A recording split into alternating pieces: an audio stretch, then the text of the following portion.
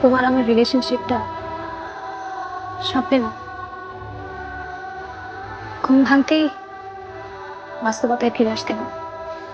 তুমিও সবকিছু স্বপ্ন মনে করে ভুলে যাও।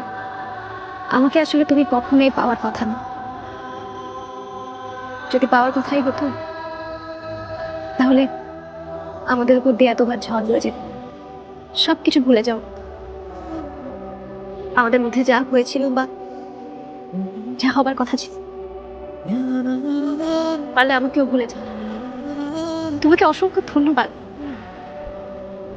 আমার জীবন থেকে যতবার রং হারিয়ে গেছে প্রতিবারই সুন্দর রঙে রাঙিয়ে দিয়েছো তুমি। আমি একটু সত্যি কথা বলি তোমাকে, আমি না তোমার কাছে চেয়েছিলাম খুব করে। বাস্তবতার কাছে মনে হয় কারো কারো হার মানতে হয়। তুমি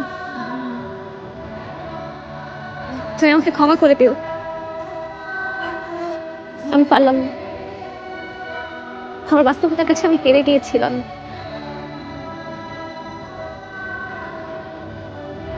তুমি কি কিছুই বলবে না? শেষবারের মতো কিছু বলবে না? চল ভালো বলি। আমার মন ভালো হবে না, কোনো কিছুতেই হবে না। কেন? ফাইনালি আমার বিয়ে ঠিক হয়েছে। যদিও আমার ইচ্ছাই নয়, তবুও বিয়েটা আমার করতে হচ্ছে। What? কি বলো? পাত্র একটা বিদেশি এনজিওতে চাকরি করে। ইউরোপ, আমেরিকা, অস্ট্রেলিয়া ঘুরে বেড়ায়। এই জন্যই বোধ হয় আমার ফ্যামিলির কাছে সে অনেক দামি পাত্র। আমি তাকে কখনো দেখিনি, আমাদের মধ্যে কোনো জানাশোনাও নেই। এটা তবু করতে হচ্ছে।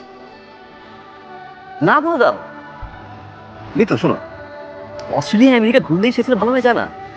দেখতে হয়, শুনতে হয়, জানতে হয়। তুমি চিনোই না।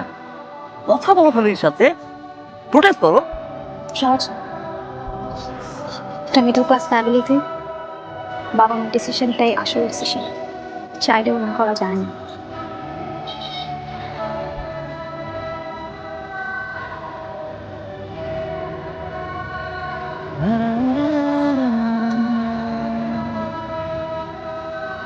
মিতু আমি সব জানি,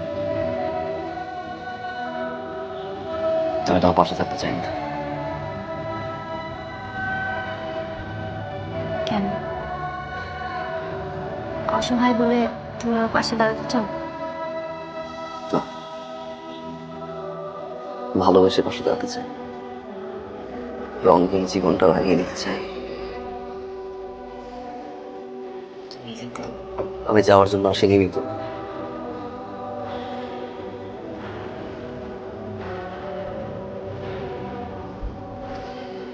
আজ আমি রনি, মিতুকে ভালোবাসি। আমি শিওর মিতু আমাকে ভালোবাসে, কিন্তু আমাদের ডিসিশনের বাইরে কখনো কোনো কথা বলতে পারে না। আজ আমি সব কিছু জানি। আমি মিতুকে বিয়ে করতে চাই।